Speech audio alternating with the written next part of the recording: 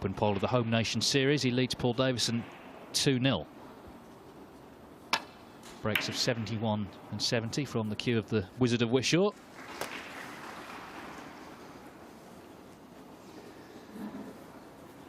The thing is, he'd been very solid leading into the 2 tournaments he won. He was a quarter-finalist in 4 ranking events from the 6 that he'd played this season, so he was getting results, just not quite getting to the very end of tournaments, but he's put that right of late.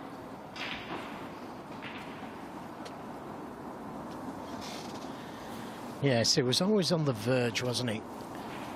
Playing excellent snooker. It's all come together with the last 2 events.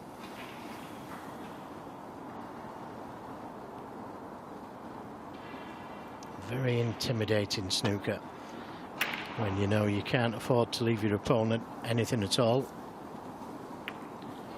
But the full ball kiss on the green has either made the safety easier or this long pot. And I think it's time Davison maybe attack the balls, try and knock in a couple of big breaks of his own. Possible plant here to the right corner. Left corner as we're looking at it now.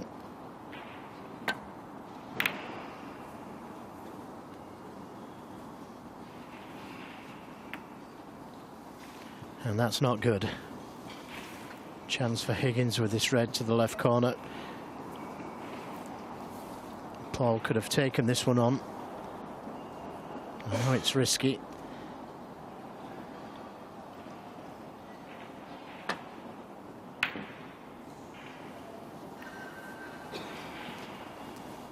But you don't always leave a red on if you go for the shots. They're saying that fortune favours the brave.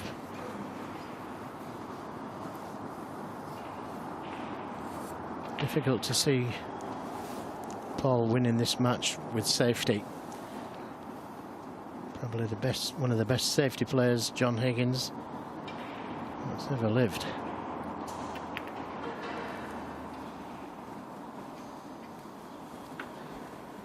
Yes, and also, Joe, I think the problem is he's not just great in one department, he's great in every department. He's won tournaments, not necessarily playing his best, but when he's on song in all areas, he's virtually unbeatable. Personally, myself, I think he's the best all-rounder. He's very, very good in all departments. Yes, very heavy scorer. He's 3rd on the all-time list for centuries, over 600 to his name. And also the temperament as well, big match temperament. We saw that in the last 2 finals, particularly the way he stepped up against Bingham with the 3 centuries at the end from 7 each.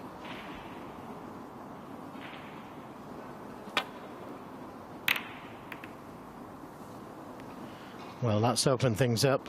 The black totally free now, but he hasn't quite got that cue ball into a safe place. If this goes in, it could be 3-0.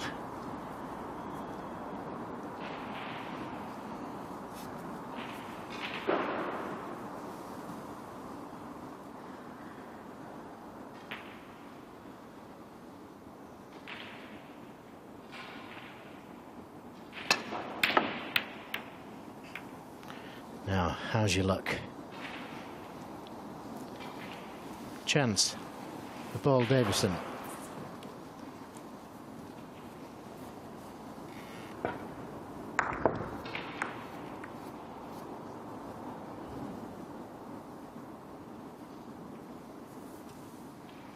And one you feel he's got to take.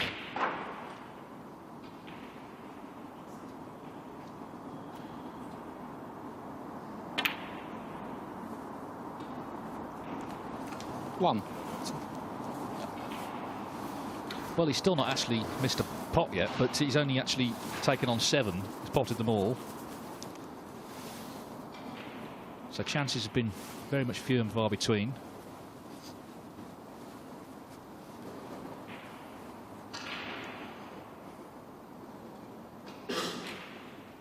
They have played once before, only once, which I guess is a surprise, having both turned pro in '92. That was just 3 years ago. Higgins won 4-1 in an Asian Tour event out in China.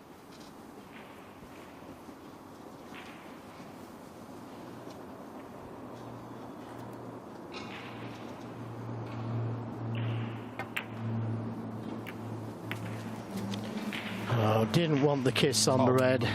And that led to the kiss on the other red. And that's a disaster. Coming down the table, he wanted to miss that first red, the pack of reds. And it would have been on choice of reds. Just got too much into the cue ball.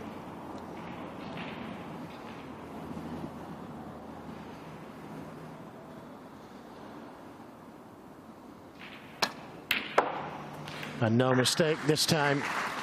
And that's a good kiss on that second red. 1.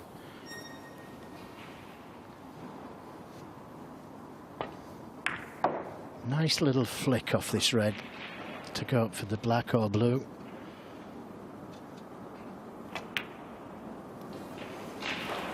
Wanted to get the black back on its spot. Don't think he can hold for the black this time round. 8. But could play it for the pink or blue.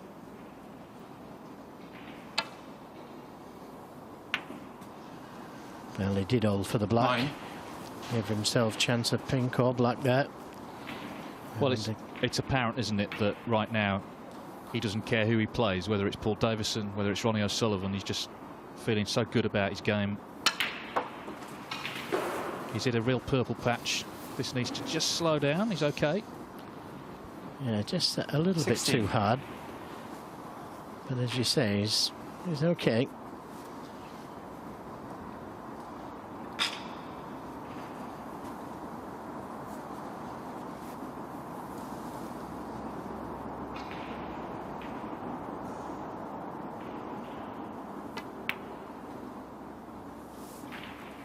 Yeah, the point is he just fancies 17. getting them right now.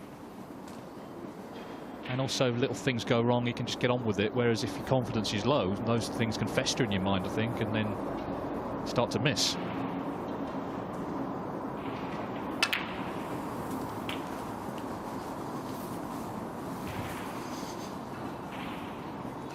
.24. And he's, like any player over a long career, his form has come and gone. He lost at the Crucible to Stephen Hendry. Last match Hendry ever won as a pro, he beat this man 13-4, and John Higgins was just all over the place there. But this is the exact opposite of that.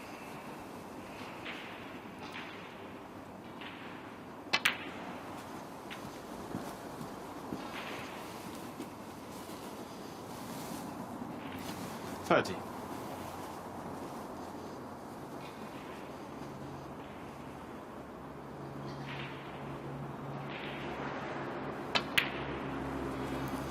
.31.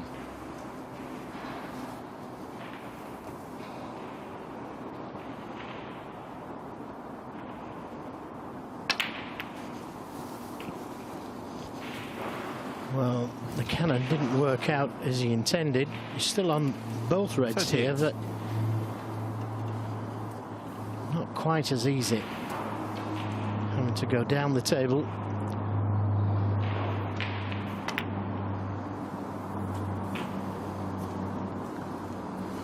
.39.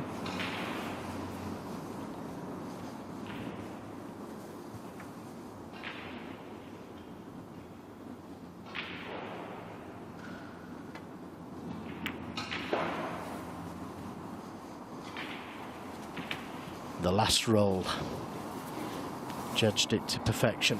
44.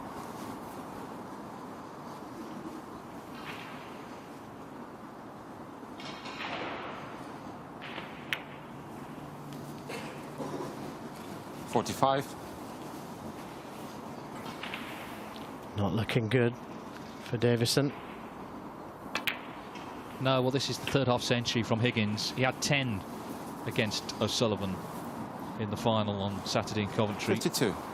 So that consistent scoring has done the damage. Yes, it was a poor positional shot that Paul played. Just catching the reds. Going in off. 53. And it's going to be very costly.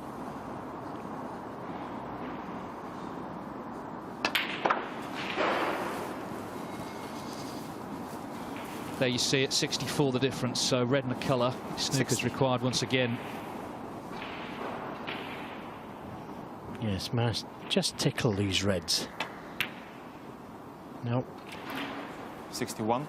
I think he expected just a little rub on the reds, which would have left him closer to the black. So maybe just concentrate on the black, looking at a possible plant to the right corner.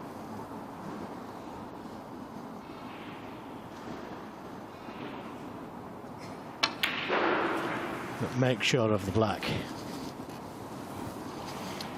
2 snookers needed. 68. Higgins lining up the plant to the middle.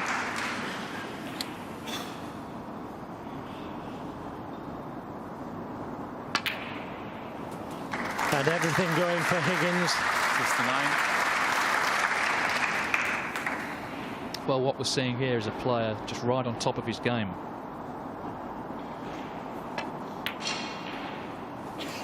He did celebrate, and why shouldn't he, in commentary on Saturday night with his family, but there's no sign of any 76. hangover here.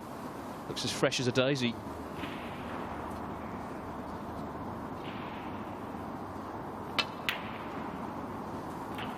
$77. Yes, really pleased that he came and played in this event, because he had every reason to pull out. But no 84. sign of tiredness, as David said. In fact, he looks very, 85. very sharp.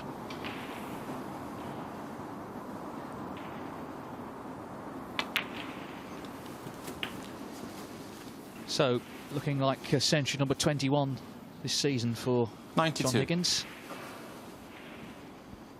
Another immaculate break. 93.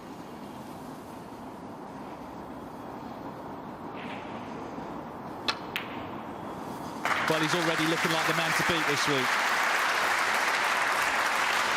100.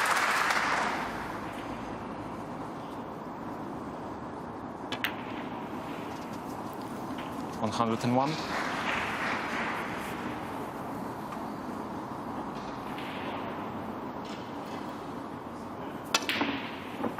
Oh, Just can't miss.